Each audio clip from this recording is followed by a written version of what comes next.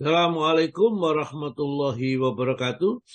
Waalaikumsalam warahmatullahi wabarakatuh. Innal hamdalillah nahmaduhu wa nasta'inuhu wa nastaghfiruh wa na'udzu billahi min shururi anfusina wa min sayyiati a'malina. May yahdihillahu fala mudhillalah wa may yudlil fala hadiyalah. Asyhadu an la ilaha illallah wahdahu la syarikalah wa asyhadu anna Muhammadan abduhu wa rasuluh. Allahumma salli wa sallim wa barik ala Muhammadin wa ala alihi wa ashabi ajma'in. Subhanaka la ilma lana illa ma 'allamtana innaka antal alimul hakim. Allahumma aftah lana hikmataka wansur alaina rahmataka min khazaini rahmatika ya arhamar rahimin. Qala Allah Ta'ala fi kitabil karim, a'udzu billahi minasyaitonir rajim.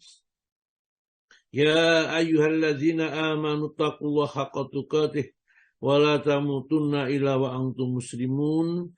Ya ayyuhan nasu taqu rabbakumul ladzi khalaqakum min nafsin wahidah wa khalaqa minha zawjaha wa basa minhuma rijalan katsiran wa nisaa wattaqullaha alladzi tasaaluna bihi wal arham innallaha kana 'alaikum raqiba.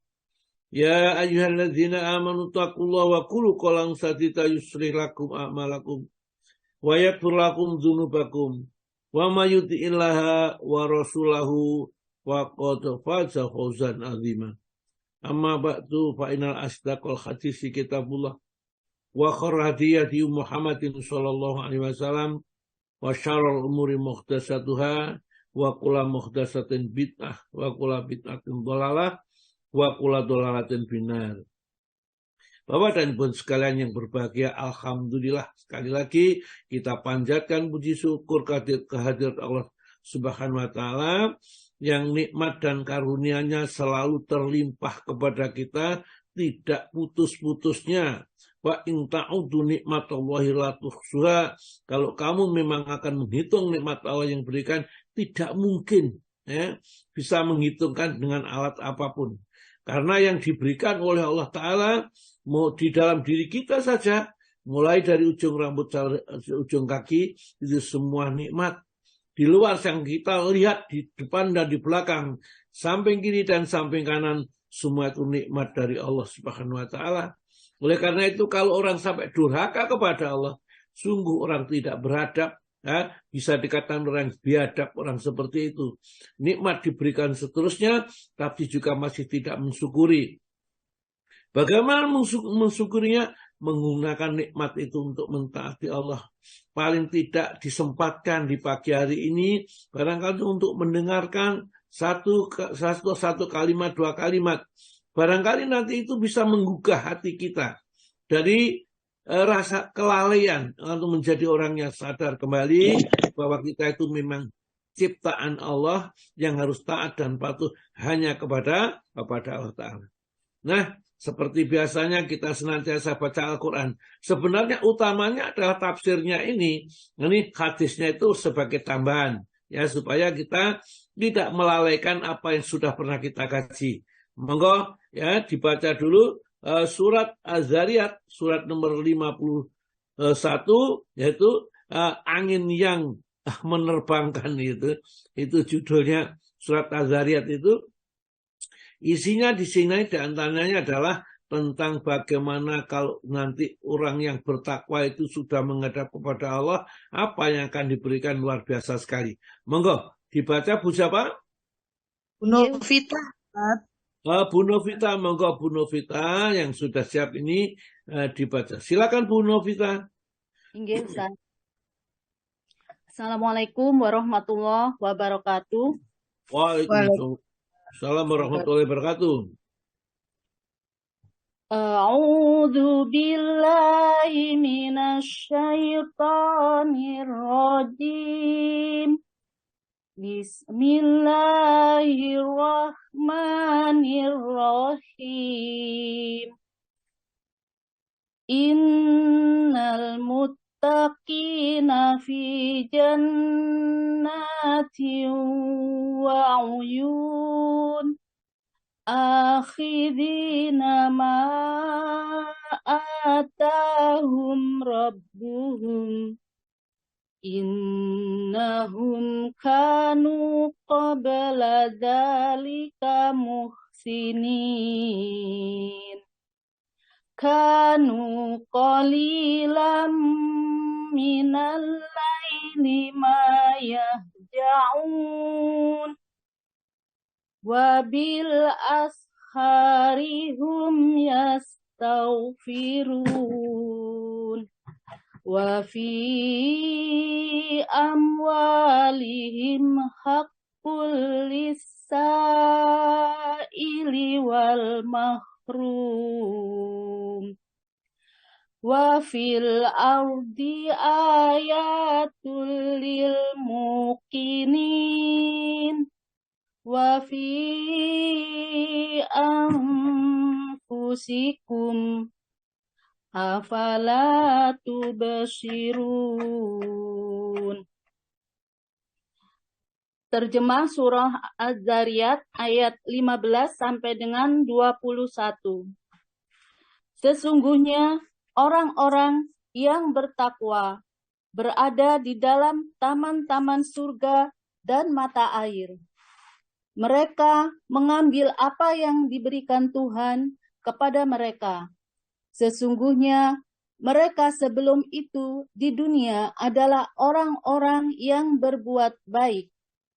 Mereka sedikit sekali tidur pada waktu malam.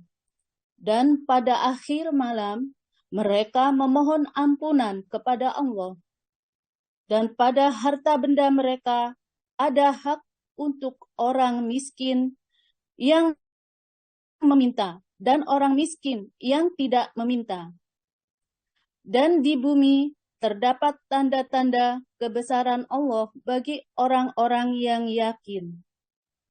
Dan juga pada dirimu sendiri. Maka apakah kamu tidak memperhatikan? Wassalamualaikum warahmatullahi wabarakatuh. Waalaikumsalam warahmatullahi wabarakatuh.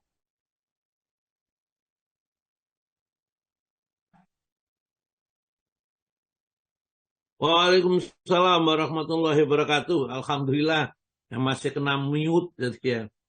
Nah, baiklah, terima kasih Bu Novita atas ya bacaan Al-Qur'annya. Itu hasil dari gemblengan para ustadz kita yang berada di Ashifa ini, yang dulu mungkin banyak yang masih perlu diperbaiki, sudah bisa baca tapi masih salah-salah. Sekarang sudah bacanya sudah bagus-bagus ya. Kalau suara bagus seperti suaranya misalnya Bu Lina, Bu Budi, itu ya memang karunia. Tapi yang benar itu bisa saja semua kita membacanya dengan benar. Ya tentu kalau setelah itu yang diperlukan adalah latihan, karena ketangkasan diperlukan dari latihan. Baiklah, ya akan saya sampaikan dulu ayat Al-Quran. Jadi yang penting sebenarnya adalah Al-Qurannya ini, ya supaya bisa membumi kepada jiwa diri kita ini. Kalau yang fikih itu bisa mungkin kita baca 1 kali, 2 kali sudah selesai. Tapi Al-Quran ini setiap hari semakin kita baca, semakin menghunjam rasanya dalam hati, semakin menyinari wajah yang kita miliki ini. Hati kita bersinar, wajahnya juga bersinar, jalannya untuk menuju kepada kebenaran, kebaikan itu adalah terbuka lebar. Itu dengan Al-Quran. Hudau wa nuran wa imaman wa rahmah, ya. Jadi petunjuk, ya, cahaya, pembimbing, ya, dan merupakan kasih sayang dari Allah, yaitu Al-Quran ini. Oleh karena itulah ya, kita baca Al-Quran dulu sebelum kita yang lain. Dia nanti seandainya waktu untuk menerangkan bab najis itu misalnya cuman sedikit, tidak jadi masalah, ya. Yang penting Al-Qur'annya sudah kita mulai kita hayati, dan ini suatu dorongan kepada kita semua. Yuk kita mempelajari Al-Qur'an menjadi semakin mudah Jadi kita nanti kalau berbicara tidak mutlak dengan terjemahan saja ya. Kita bisa menghayati kandungan artinya sehingga bisa kita sampaikan dengan bahasa kita tentang terjemahannya. Asalkan tidak menyimpang dan bertentangan tidak masalah. Allah Ta'ala berfirman di dalam surat Az-Zariyat 15 itu menerangkan tentang keunggulan, kemuliaan, keutamaan orang-orang yang bertakwa kepada Allah Ta'ala. Karena iman kalau dibina terus menjadi meningkat, menjadi takwa kepada Allah, ya, yang artinya nanti akan meningkat menjadi orang yang ihsan, orangnya disebut muhsin, maka orang itu akan menjadi yang luar biasa sekali, akan diistimewakan oleh Allah. Innal muttaqina, sesungguhnya orang-orang yang bertakwa kepada Allah, nanti kalau sudah akhir hidupnya dan diputuskan perkaranya, fi jannati wa uyun, akan memasuki surga, di mana surga itu istimewa, banyak mata air yang mengalir mintah dia dari bawahnya. Ada sungai madu, ada sungai air tawar, ada sungai khamr, ada sungai susu. Jadi susu itu tidak satu kaleng, dua kaleng, sungai ya. Dan itu kita bebas minum, dan setelah minum kita tidak kencing ya. Setelah kita makan kita tidak berak. Di surga itu tidak ada tempat ya, WC tidak ada ya di sana. Karena tidak ada orang buang air besar, buang air kecil tidak ada. Sempurnanya Allah membuat ini. Orang kadang bertanya bagaimana mungkin makan, minum dan seterusnya kok tidak berak atau tidak kencing dan tidak BAB. Bagaimana bisa? Orang disuruh memperhatikan bagaimana kalau seorang bayi di dalam perutnya. Bayi itu hidup dan butuh asupan nutrisi dan lain-lainnya. Mestinya makan dia makanan khusus yang diberikan oleh Allah. Tapi di dalam rahimnya seorang ibu, dia tidak pernah buang kotoran.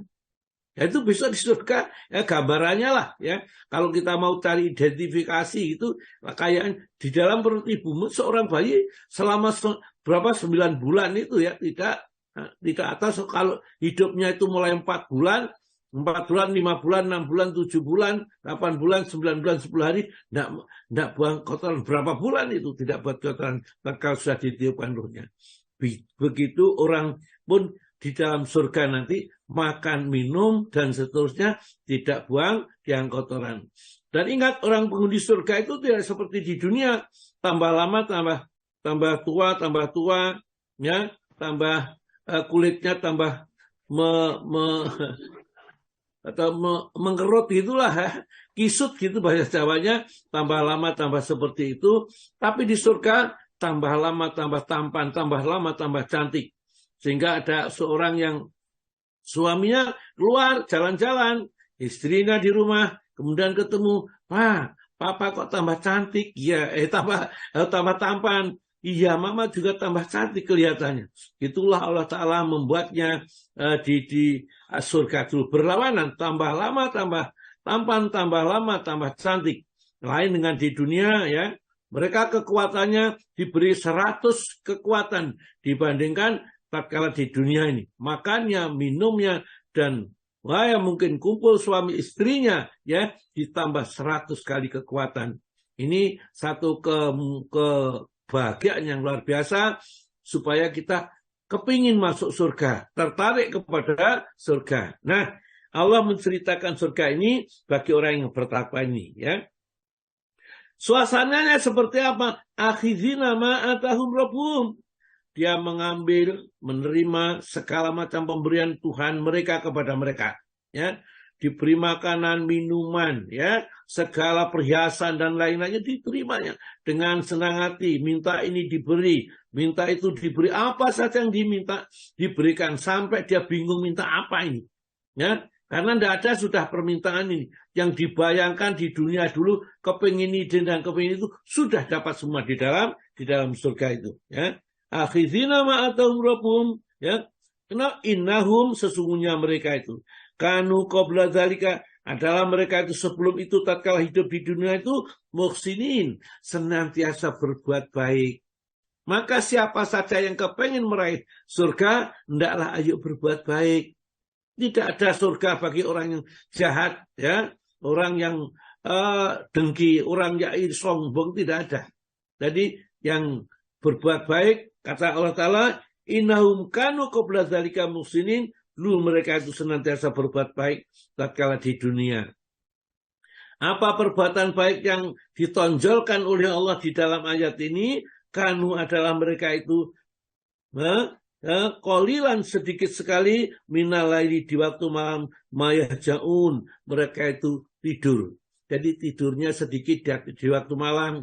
Jadi kalau kita misalnya tidur sore ya, jam berapa itu? Tidurnya jam 9 ya.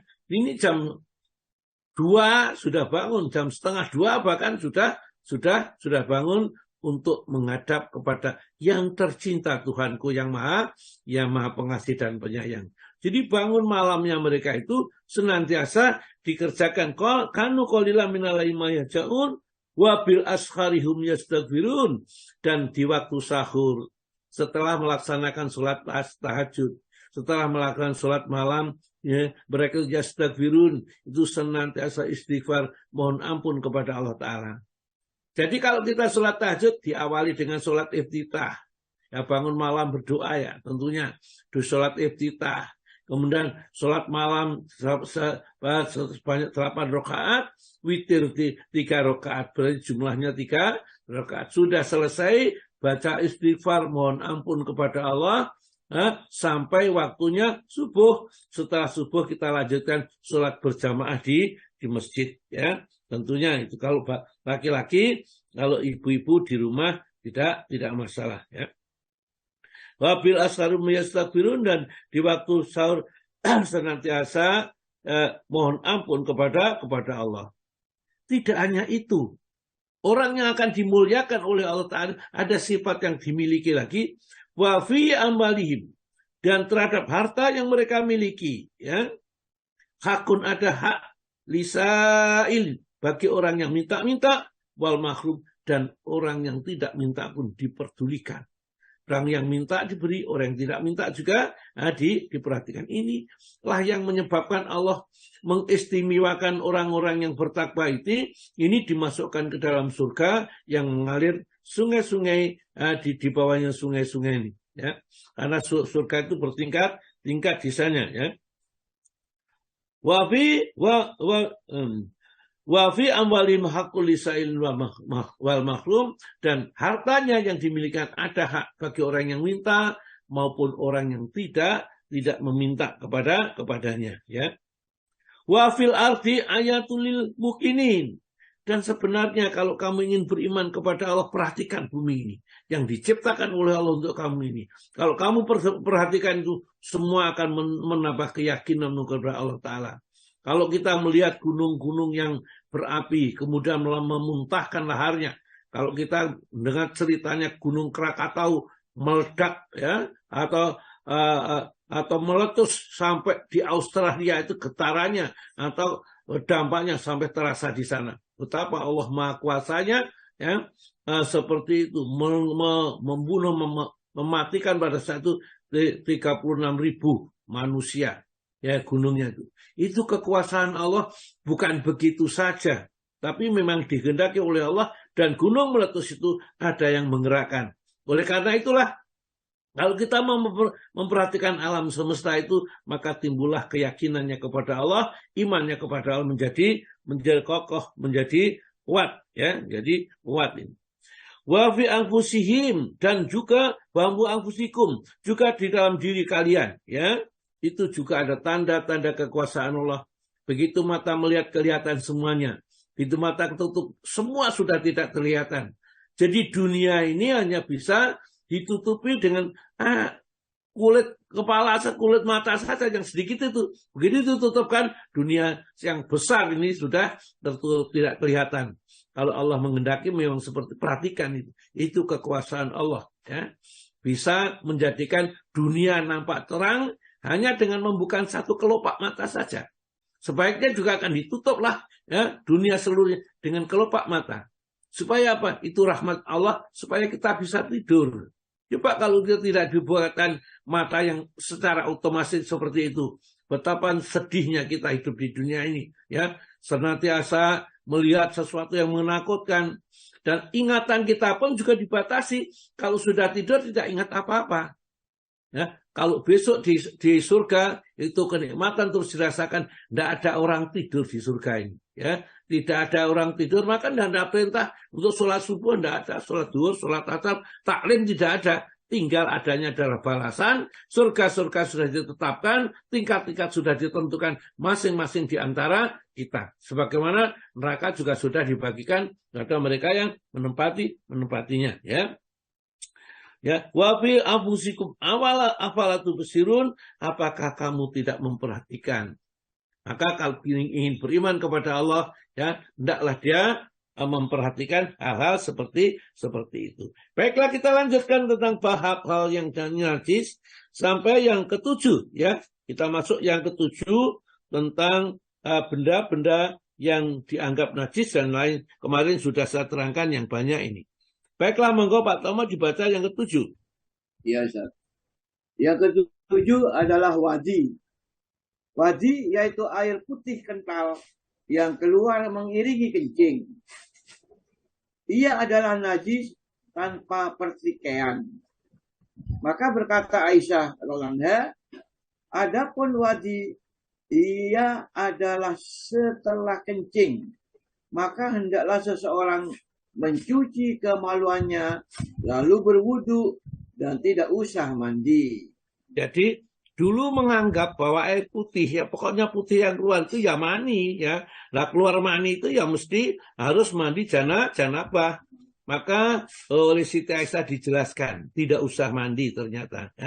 Ini wadi itu hukumnya adalah seperti najis kotor, ya, yang harus dicuci. Setelah dicuci kemudian wudu tidak perlu mandi. Itulah, ya, agama kita tidak sulit. Terus Pak, dan dari Ibnu Abbas. Dan dari Ibnu Abbas lodaan mengenai mani, wadi dan madi katanya, adapun mani hendaklah mandi. Mengenai madi dan wadi, pada keduanya berlaku cara bersuci. Diriwayatkan oleh Ahmad dan Baihaqi. Jadi kalau madi dan wadi cuma dibersihkan seperti orang cawi begitu, ya. Kalau habis kencing itu, sedangkan kalau keluar mani, yaitu tentunya mani yang keluar dengan diikuti dengan syahwat atau rasa nikmat, itu baru mandi. Tapi kalau orang misalnya sakit saja, kemudian tiba-tiba keluar maninya tidaklah diikuti rasa nikmat atau rasa lusuh itu, maka tidak perlu mandi, ya. Di sini nanti kita lanjutkan bahasanya tentang mani, ya. Dan mani itu adalah tidak najis, ya. Mani itu adalah suci karena itu adalah bahan bakunya manusia. Jadi tidak mungkin Allah menciptakan itu najis. Hanya memang sebagian ulama menganggap itu najis karena keluar dari zakar seorang laki-laki atau dari wanita, ya, dari kemaluan wanita. Maka terus Pak Madi, yakni air putih bergetah yang keluar sewaktu mengingat atau senggama atau ketika sedang bercanda. Kadang-kadang keluarnya itu tidak terasa. Terdapat pada laki-laki dan perempuan, hanya lebih banyak dari golongan perempuan. Hukumnya najis menurut kesepakatan ulama. Hanya bila ia menimpa badan, wajib dicuci. Dan jika menimpa kain, cukuplah dengan memercikinya dengan air, karena ini merupakan najis yang sukar menjaganya, sebab sering menimpa pakaian pemuda-pemudi sehat. Sehingga lebih layak mendapat keringanan atau rusak dari kencing bayi. Jadi kalau kencing bayi kemarin sudah diingatkan, baju cukup dipercikkan dengan air untuk laki-laki, kalau wanita ya harus dicuci lah, ya. Dan ini tentang madi, ya, itu adalah kadang-kadang keluar dari mengingat sesuatu yang merangsang lah gampangannya begitu, apa saja, maka keluar dengan tidak disadarinya. Nah ini cukup dicuci saja, setelah dicuci tidak perlu mandi, dan kemudian wudhu, dan kemudian sholat. Hanya kalau mengenai pakaian, ya, itu sebaiknya diperciki saja, kemudian diusap begitu. Kalau mengenai badannya, ya harus dibersihkan sampai bekasnya itu tidak ada. Kemudian dari Ali radhiyallahu katanya, monggo Pak. Dari Ali radhiyallahu katanya, aku adalah seorang laki-laki yang banyak mazi. Maka aku suruh seorang kawan menanyakan kepada Nabi SAW, mengingat aku adalah suami putrinya. Kawan itu pun menanyakan, maka Nabi menjawab, berwuduklah dan cucilah kemaluanmu. Ya, jadi di sini kadang-kadang saya kok melihatnya, ini kok bagaimana? Kok ya, tawaddo, wudulah, waksil dan cucilah takaroka, ya, kemaluanmu. Nah berarti kalau gitu menyentuh kemaluan kan tidak batal. Jadi pada saat itu wudu dulu, setelah wudu kemudian membersihkan yang kena madi tersebut, ya. Oleh karena itulah di dalam masalah menyentuh zakar, menyentuh kemaluan itu terjadi pertikaian ulama. Nah karena hadis-hadisnya ada juga berlawanan, tapi tidak sampai derajat yang sahih yang untuk memerintahkan bahwa itu harus wudu. Karena tatkala Nabi ditanyakan itu, nanti kita bahas berikutnya, zakar itu bagian dari tubuhmu saja. Ya seperti kalau menyentuh zakar, nah, kemaluan itu sama dengan menyentuh dengan ya paha misalnya, menyentuh lutut, itu sama saja. Sedangkan ada hadis yang lain, maka siapa-siapa yang menyentuh kemaluannya, hendaklah dia berwudu. Dari situlah diambil kesimpulan bahwa kalau menyentuh kemaluan itu sebaiknya saja berwudu, tapi tidaklah mesti harus berwudu, ya. Begitu. Ya di sini juga tawaddo, wudulah, ya, waksil dan cucilah zakarokat, ya, zakar kalian. Jadi wudu dulu tidak masalah, menyentuh berarti tidak batal. Terus dari Sahal, monggo Pak. Dari Sahal bin Hanif radhiyallahu katanya, aku mendapatkan kesusahan dan kesulitan disebabkan madhi dan sering mandi karenanya. Maka aku sampaikan hadis itu kepada Rasulullah SAW. Ujarnya, cukuplah kamu berwudu karena itu. Lalu kataku pula, ya Rasulullah, bagaimana yang menimpa kainku? Maka ujarnya, cukup bila kau ambil sesauk air, lalu percikkan ke kainmu, sehingga jelas olehmu mengenainya. Ya, jadi seperti orang kalau kencing, ya, laki-laki pakai celana itu barangkali, ya, kencing, dikhawatirkan nanti ada keraguan-keraguan, maka setelah selesai, ya, kencing itu air satu sauk dicipratkan gitu kepada sekitar daerah, ya, kemaluan itu. Nanti kalau ada air yang ada di situ, oh itu air kemaluan yang dicipratkan tadi, supaya setan tidak mengganggu kita. Wah ini kainmu najis, wah ini najis. Demikian juga kalau kena madhi, ya, kemana madhi, cukup disaukkan air saja, kena pakaian itu kemudian dicipratkan di celana, misalnya kalau laki-laki itu, maka itu sudah cukup, tidak usah dicuci celananya. Kalau dicuci memang lebih bagus, tetapi mungkin suatu saat kita mendapatkan kok seperti ada madhi yang ada di sekitar celana misalnya itu. Cukup disaukkan satu sauk air, kemudian dipercikkan kepada sekitar itu, maka itu sudah dianggap suci dan boleh dipakai untuk sholat. Terus dalam hadis ini terdapat Muhammad bin Ishaq dan ia adalah dhaif. Bila meriwayatkan disebabkan mudallas, hanya di sini ia tegas-tegas meriwayatkan hadis. Terus juga hadis tersebut diriwayatkan oleh Al-Aslam dengan lafaz aku banyak menemukan kesusahan karena madhi. Maka aku pun datang mendapatkan Nabi SAW dan mengatakan hal itu kepadanya. Maka ujarnya, cukuplah bila kau mengambil sesauk air lalu memercikkan ke atasnya. Jadi meskipun hadis tersebut di atas itu ya disangsikan oleh ulama ahli hadis karena hadisnya dianggap dhaif, maka hadis yang sahih menegaskan di sini, maka tatkala dia banyak mengalami seperti itu, cukup disaukkan dengan satu sauk air, dipercikkan di sekitar itu, maka itu sudah dianggap suci. Nomor 9, monggo Pak. 9. Mani. Sebagian para ulama berpendapat bahwa ia najis. Pendapat yang kuat, ia adalah suci, tetapi disunahkan untuk mencucinya bila ia basah dan mengoreknya bila kering. Berkata Aisyah radhiyallahu, ku korek mani itu dari kain Rasulullah SAW bila ia kering, dan ku cuci bila ia basah. Ya itulah sunahnya. Jadi meskipun dia suci, tapi sebaiknya kalau basah ya, dan masih basah, itu dicuci, kemudian kalau sudah kering mengering, itu cukup dikorek, dibuang saja, ya supaya tentunya tidak menyolok pandangan mata. Yang jelas bukan najis. Jadi mani itu hukumnya yang kuat adalah hukumnya suci. Dan dari Ibnu Abbas, monggo Pak. Dan dari Ibnu Abbas katanya, Nabi SAW ditanya orang mengenai mani yang mengenai kain. Maka jawabnya, ia hanyalah seperti ingus dan dahak.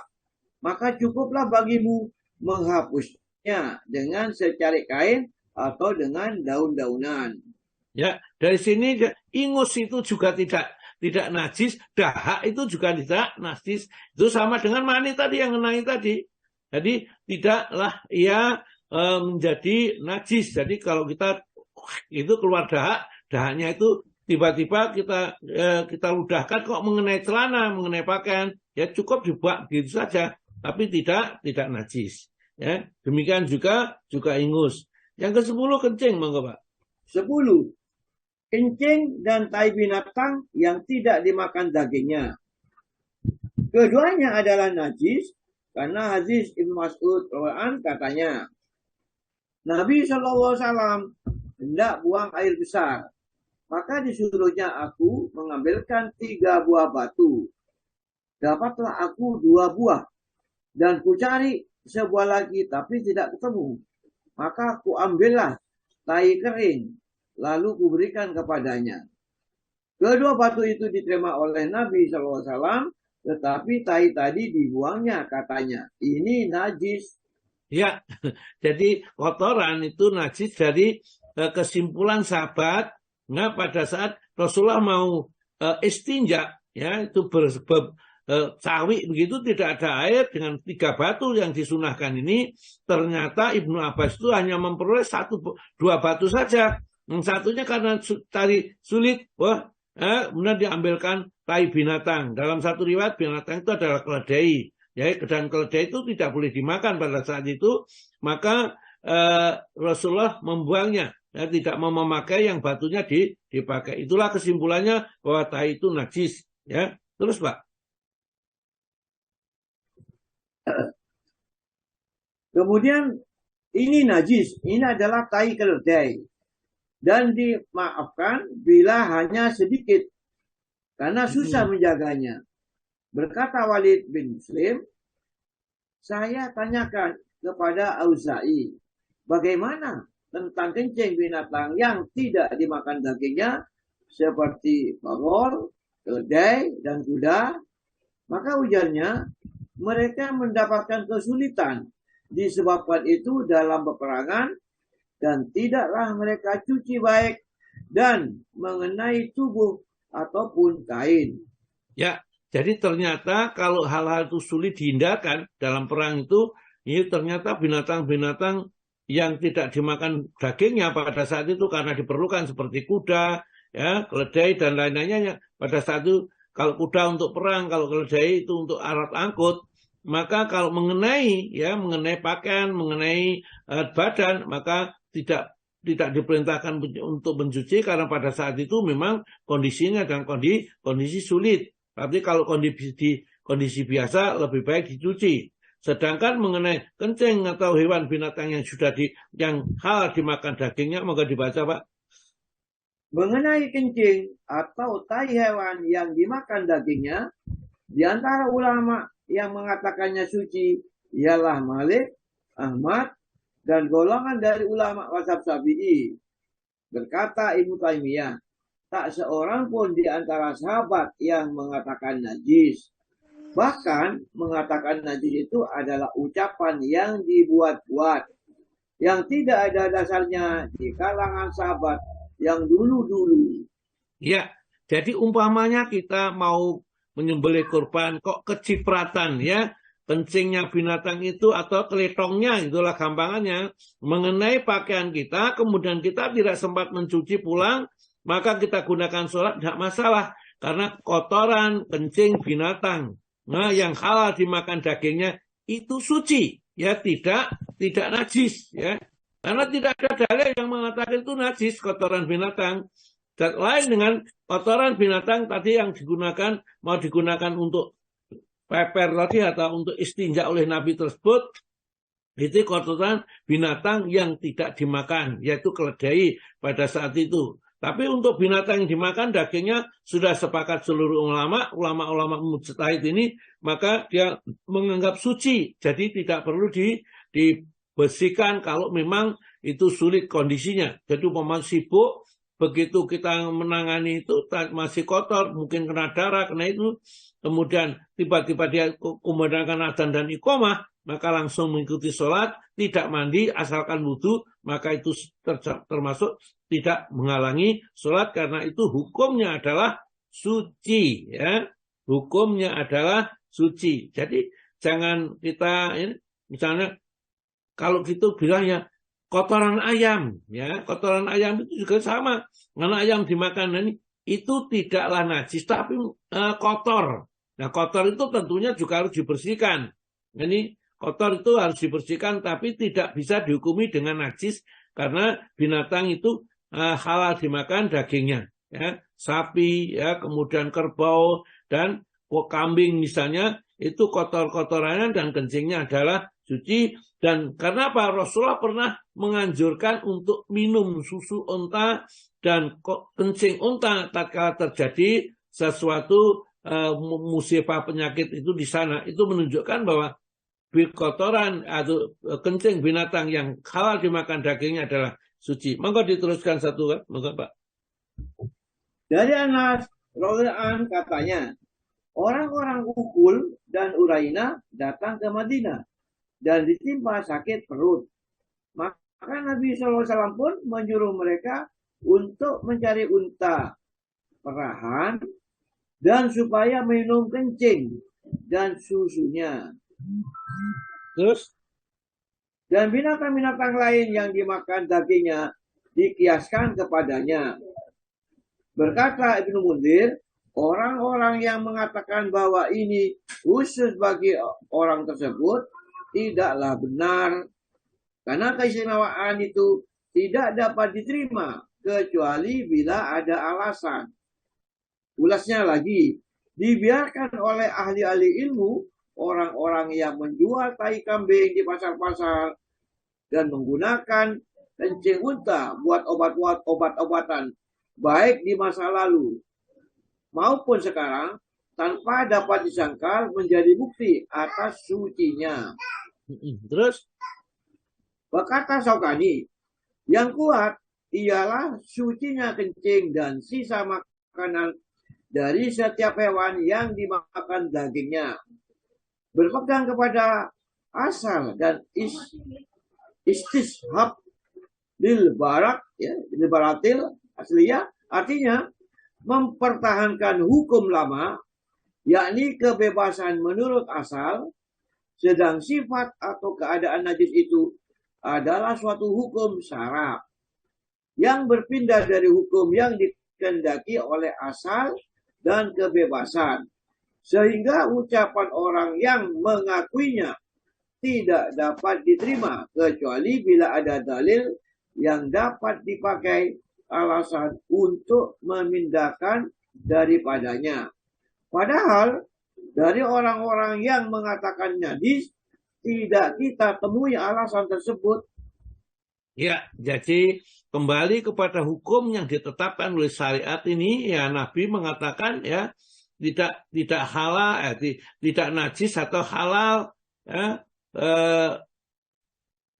binatang-binatang yang dimakan dagingnya itu. Jadi tidak najis kalau kencing dan kotorannya, bahkan kencingnya itu boleh diminum, kencing unta itu untuk menyembuhkan satu penyakit tertentu yang menurut hadis yang tadi yang telah dibacakan. Ya kita terima apa adanya sudah. Nah, perkara itu mungkin orang lain tidak suka, itu masalah tidak suka. Tapi secara hukum itu tidak bisa memindahkan dari kesukaan seseorang. Ya. Yang ke-11 binatang jalalah, mengapa?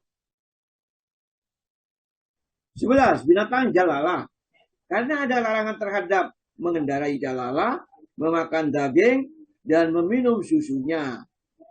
Dari Ibnu Abbas katanya, telah melarang Rasulullah SAW meminum susu jalalah. Terus? Kemudian dari sebuah riwayat yang artinya Nabi melarang mengendarai jalalah. Dan diterima dari Terus Pak? Dan diterima dari Umar bin Su'aib, dari ayah dan seterusnya dari kakeknya, maka katanya Rasulullah SAW melarang memakan daging keledai piaraan, begitupun jalalah, baik mengendarai atau memakan dagingnya. Nah, inilah ya larangan-larangan yang disampaikan oleh Nabi kepada kita. Padahal di dalam Al-Quran tidak ada larang makan daging jalalah, mengendarai, tidak ada. Larangan-larangan seperti itu, maka ulama-ulama ini supaya tidak berbenturan dengan Al-Quran, larangan Nabi tetap jadi menunjukkan larangan, tapi larangan itu tidaklah pada jatuh kepada haram, tetapi makruh, ya, itu sesuatu yang harus dihindari, ya. Karena kita kalau sudah taat kepada Rasulullah, apa yang dilarang oleh Rasulullah juga harus kita hindari. Binatang jalalah itu artinya binatang yang makan kotoran. Jadi misalnya ada sapi atau apa, domba atau yang lain makan di tempat sampah, itu maka daging sapi itu tidak boleh dikonsumsi, ya. Dan tidak bolehnya itu bukan haram seperti makan babi, itu tidak. Jadi seperti karena itu makruh. Karena binatang-binatang yang makan kotoran itu ternyata banyak mengandung virus atau penyakit. Maka kalau mau dikonsumsi, disembelih, maka harus diisolasi dulu 1 minggu atau 2 minggu, diberi makanan yang baik-baik, ya, baru setelah itu boleh dikonsumsi dagingnya. Atau mungkin ikan lele, ya, ikan lele kalau yang ditaruh di kolam kemudian makannya kotoran manusia, ya, itu di tempat itu dibuat untuk buang air besar dan lain-lainnya, maka dimakan oleh lele-lele itu juga itu tidak boleh dimakan, ya. Itu karena apa? Itu binatang namanya jalalah, berbahaya, banyak mengandung virus. Jadi lele-lele itu yang sudah makan kotoran itu kalau mau dikonsumsi dipindahkan dari satu kolam, diberi makanan-makanan yang bersih, yang baik, ya, selama 1 minggu atau mungkin 2 minggu baru dikonsumsi. Maka ini binatang jalalahnya menjadi sudah hilang, ya. Begitu, ya, monggo teruskan Pak Tomo. 12.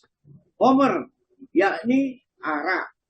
Bagi jumhur ulama, ia adalah najis karena firman Allah Ta'ala Al-Maidah 90 yang artinya sesungguhnya arak, judi, berhala, dan bertenung itu adalah najis, termasuk pekerjaannya setan.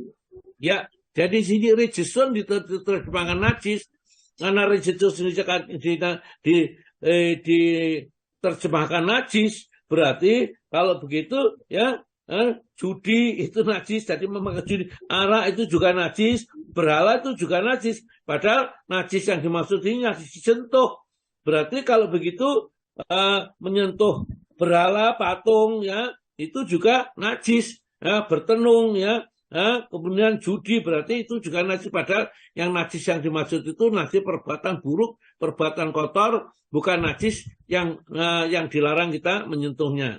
Terus Pak. Sebagian golongan berpendapat bahwa ia suci, sedangkan kata-kata najis pada ayat tersebut mereka tafsirkan sebagai najis maknawi. Karena kata najis itu merupakan predikat dari arak serta segala yang dihubungkan dengannya. Padahal semua itu sekali-kali tidak dapat dikatakan najis biasa. Maka berfirman Allah Ta'ala yang artinya hendaklah kamu jauhi najis yang berupa berhala. Ya. Ternyata ya. Nah, terus ya. Ternyata bahwa berhala itu najis maknawi yang bila disentuh tidak menyebabkan kita bernajis. Ya, begitulah ya. Jadi sudah jelas masalah najis maknawi, bukan najis yang bendanya itu kalau disentuh betul-betul najis, bukan. Jadi berhala itu najis tapi najis maknawi ya, najis akidah keyakinan yang menyembah berhala itulah najis. Langsung 13 anjing maka. 13 anjing. Dia adalah najis dan wajib mencuci apa yang dijilatnya sebanyak 7 kali. Mula-mulanya dengan tanah berdasarkan hadis dari Abu Hurairah katanya, telah bersabda Rasulullah SAW, mencucikan bejanamu yang dijilat oleh anjing ialah dengan mencucinya sebanyak 7 kali, mula-mulanya dengan tanah. Ya, inilah syariat yang diajarkan oleh Allah kepada kita melalui Nabi. Jadi yang najisnya anjing itu adalah anjing kalau meminum di bejana, ya kemudian ternyata Nabi merintahkan airnya harus ditumpahkan dan bejananya itu untuk bisa dipakai lagi untuk tempat air itu harus dicuci 7 kali, salah satunya diantaranya dengan tanah. Ini namanya ta'budi. Jadi ini tidak bisa dikiaskan kalau anjing menjilat tangan kita atau menjilat kain kita, maka kain kita atau tangan kita harus dicuci 7 kali, salah satunya dengan tanah tidak bisa, karena tidak ada penjelasan dari Nabi yang itu juga termasuk kalau menjilat kain dan menjilat bagian tubuh dari manusia. Maka kalau ta'budi itu ikuti apa yang sudah dijelaskan oleh Nabi, tidak ditambah dan tidak usah dikurangi. Insya Allah apa yang kita kerjakan kalau kita mengikuti tuntunan Nabi itulah tuntunan yang paling benar. Fa'inal astaqal hadisi kitabullah wa khairul hadi Muhammadin sallallahu alaihi wasallam. Sebaiknya sebenar-benarnya perkataan adalah kitabullah Al-Quran dan sebaik-baik bimbingan adalah bimbingan dari Nabi. Ya, baiklah sudah masuk jam 7, kita lanjutkan mensucikan badan dan pakaian insyaallah ya pada pertemuan mungkin kali lain ya. Yang penting di sini belajar Al-Qur'annya dan fikihnya itu adalah sebagai tambahan ya untuk kita supaya bisa memahami syariat itu dengan benar. Baiklah, saya kembalikan kepada Pak Azwar, monggo Pak Azwar.